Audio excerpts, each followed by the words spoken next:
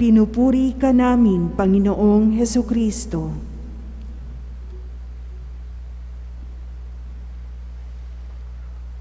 Magandang gabi po sa inyong lahat, lalong-lalo na yung mga sumusubaybay sa atin or joining us through our live streaming. Sabi ni Jesucristo sa ating ebanghelyo ngayon, "For he that is not against us is for us." Ang hindi laban sa atin ay panig sa atin. Alam nyo, sa bawat organization, sa mga grupo, at kasama na rin ang ating simbahan, kung yung mapapansin, sa bawat grupo, bawat organization, laging sumusulpot itong dalawang negative attitudes na hindi mawawala sa isang miyembro ng isang organization o isang grupo. Ano itong dalawang negative attitude na hindi mawala-wala sa isang grupo? Una ay ang tinatawag nating crab mentality. Pangalawa, yung close circle mentality. Yung una, yung crab mentality. Alam natin yan. Yung hinihila mo pababa ang isang tao dahil sa tingin mo naunahan ka o mas umaangat sa iyo, or ayaw mo siyang umangat sa kanyang sarili or sa kanyang buhay, kaya pilit mo siyang binababa, at yung iba naman ay even tinatapakan pa. Crab mentality. When someone is higher than us, we try to pull them down. At marami sa mga miyembro ng isang organization or isang grupo, nang dahil sa inggit, dahil sa galit, dahil sa pride ng sarili, we try to pull others down. Crab mentality. Ayaw natin maunahan. Ayaw natin mas sikat ang iba or mas mataas sa atin ang iba. Yung second na attitude sa isang grupo ay ang tinatawag nating close circle mentality. Sa isang organisasyon o grupo, may mga miyembro na ayaw papasukin yung ibang tao kung hindi ito magmamatch sa kanilang itinakdang standard or kagustuhan, o yung tinatawag natin sa English na dapat kasama ka sa aming clique. What we want, what we do not want, dapat sabay ka sa amin. Kung hindi, hindi ka mapapabilang sa aming grupo. Close circle mentality. Kami-kami lang, dapat pare-parehas lang tayo. Ang hindi sumunod sa atin, out. Or kung may makapasok man sa kanilang grupo na hindi angkop sa kanilang kagustuhan, pumapasok yung insecurity, natitreaten sila. Crab mentality and close circle mentality. Mga kapatid, bakit ko ito ibinabahagi?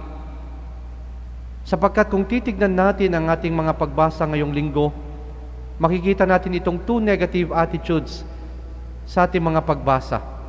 Crab mentality at close circle mentality. Sa unang pagbasa, si Joshua was jealous dahil two members na hindi naman kasama sa kanilang grupo na binayayaan, pinuspos ng Espiritu Santo, ay nabigyan din ng biyaya ng Diyos para magpahayag. Si Edad at Medad. They were also given by the Spirit of the Lord to prophesy. At natitreaten si Joshua, kaya sinabi niya kay Moses, that these true prophets are chosen by God, maybe can be greater than us. Sa English, sabi ni Moses sa kanya, "Are you jealous?" Natitreaten ka ba dahil ikay naiinggit? Baka mas magaling pa sila kaysa sa atin. In the Gospel, the Apostle John reported to Jesus na may isang taong nagpapalayas ng demonyo sa pamamagitan ng pangalan ni Jesus. Ngunit itong isang tao na hindi naman kasamahan nila, hindi kasama sa mga chosen apostles ni Jesus. For the Apostle John, he's protecting yung close circle mentality. Lord, dapat kami lang ang may kapangyarihan dahil kami ang iyong pinili to expel demon. to preach to preach the good news in the name of Jesus. We are the chosen ones. Pinili. Bakit mayroong isang tao ginagaya yung ginagawa natin? Close circle mentality. Anong sabi ni Jesus sa kanya? Huwag niyo siyang pagbawalan, sapagkat walang taong matapos gumawa ng kababalaghan sa pangalan ko, ang agad magsasalita ng masama laban sa akin, sapagkat ang hindi laban sa atin ay panig sa atin. Sapagkat ang hindi laban sa atin ay panig sa atin. Mga kapatid, ang mga pagbasa ngayong linggong ito ay pinalalahanan tayo ng dalawang bagay. Una, it reminds us that Jesus' mission is not exclusive. Kami-kami lang, amin lang ito, walang papasok, walang hihigit sa amin. It's not exclusive, but inclusive.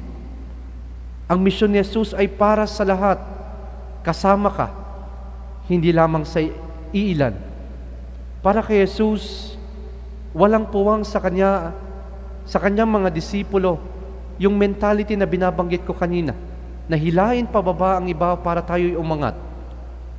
Or yung close circle mentality na kami-kami lang ang dapat gumawa ng misyon ni Kristo. Kami-kami lang ang dapat may power na pinagkaloob ng Diyos sa amin. Hindi ka kasama. Remember, in the ministry of Jesus, He welcomes all.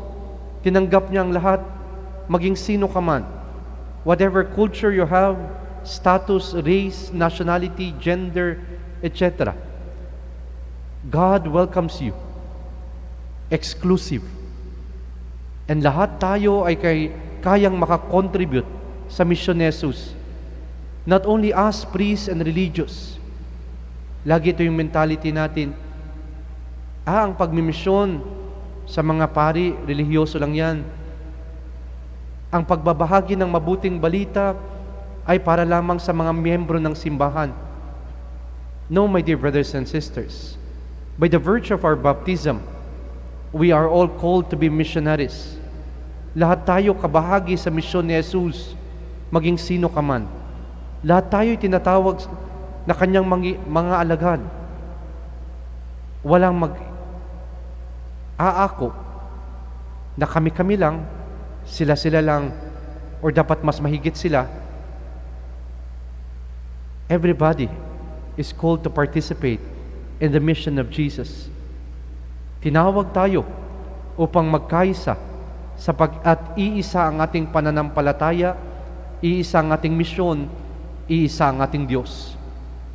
Sabi nga ng isang kanta, isang pananampalataya, isang pagbibinyag, isang Panginoon, ang kinin nating lahat. Tapos may kadugtong yung lyrics ng song, sabi niya, habilin ni Jesus nung siya'y lumisan, kayo'y magkatipon sa pagmamahal. They know that you are disciples of Christ if you love one another. As Christ's disciples, Jesus calls us to harmony and unity in order to be effective in our mission. Today, if the world says, kung makikita niyo ang mundo, ako lang, myself, kami-kami lang. Yan ang mentality ng mundo ngayon. But for Jesus in today's reading in the gospel reminds us that His church is all about we. Tayo, kasama ka, magkakasama tayo. Iisa ang ating misyon, iisa ang ating pananampalataya.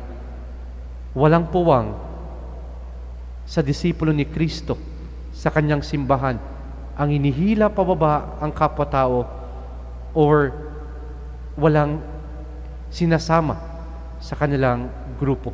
Close circle mentality. It is not my mission, but it is our mission. Jesus' mission is exclusive para sa lahat. Pangalawa, meron tayong misyon. Kung tayo nakikibahagi sa misyon ni Kristo, tatanungin natin, ano yung misyon natin? Isa lang ang misyon natin. We have one common mission, and that is to proclaim the kingdom of God. And what is that kingdom of God all about? It is about doing good to others.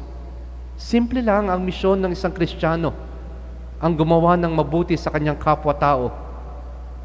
This is our identity and mission as Christ's disciples, na gumawa ng kabutihan at itigil ang kasamaan. Lahat tayo, naintindihan natin yan. Hindi napaka-komplikado.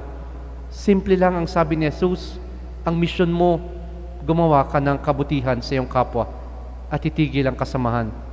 Kaya, sa last part ng gospel, no, ang lahat ng nagiging balakid or dahilan kung bakit hindi tayo makagawa ng kabutihan sa ating kapwa, kailangan mong putulin. Kailangan mong itigil. Putulin mo na yan, kapatid. Kaya kung we will try to take the gospel literally, yung sabi niya, putulin mo, siguro makikita natin sa ating paligid, sa ating pamilya, sa ating mga kasamahan na Kristiyano, wala nang mga mata. Dahil puro malalasawa at galit ang nakikita sa iba. O wala nang bibig, nakatigom ng bibig, dahil siguro sa pagiging chismoso, or malakas na manglait sa kapwa, or wala na siguro mga iba sa ating kamay at paa, kung paano tayo mag-abuso sa ating kapwa-tao, or wala nang tenga, dahil hindi tayo marunong makinig sa hinaing ng iba. Marami siguro sa atin ngayon, kung we will take the gospel literally, ang mga disabled, walang tenga, walang mata, walang paa, walang kamay. Ang hamon ni Jesus, mga kapatid, sa atin, do not take for the gospel, putulin mo literally.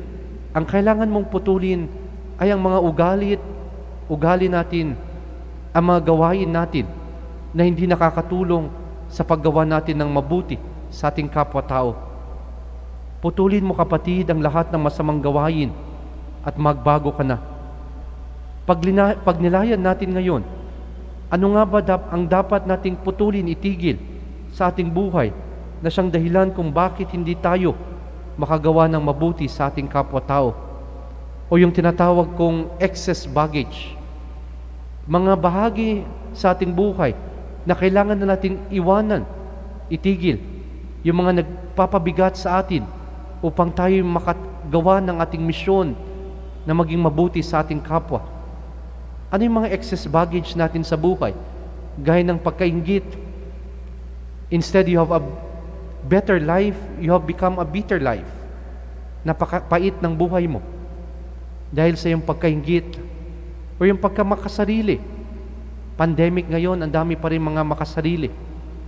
Pagkagahaman sa kapangyarihan, posisyon at material na bagay. The second reading, sabi doon, mawawala din yan, mabubulok din yan. At hindi natutulog ang Diyos, huhukuman ang lahat ng mga mayayaman o mga mapang-abuso. O yung puso nating napakatigas at hindi makapagpatawad. O yung mga galit natin sa buhay na hindi makapag-move on. Kapatid, let go the excess baggage in our life. Itigil natin, putulin natin ang mga bagay na hindi angkop sa ating buhay bilang isang Kristiyano upang tayo makatugon sa misyon ni Jesucristo na makagawa ng mabuti. Nawa ang ating karanasan ngayong pandemya, ipinapaalala sa atin na isang pamilya tayo na kailangan magtulungan upang makasurvive sa ating pinagdadaan ng pagsubok dito sa mundo. Bawal ang crab mentality, bawal ang closed circle mentality o yung kanya-kanya. Isang pamilya tayo, isang ating Diyos, isang ating misyon. At yung misyon natin ay ang gumawa ng kabutihan para sa ating kapwa. At yan ang magbibigay kaligayahan sa atin at kapayapaan. Yan ang magbibigay sa atin ng kadalisayan sa ating puso. Naway tumugon tayo sa hamon ni Jesucristo na bawat isa ay kasama niya sa kanyang misyon at meron tayong iisang misyon at yun ang gumawa ng kabutihan sa ating kapwa-tao. Amen.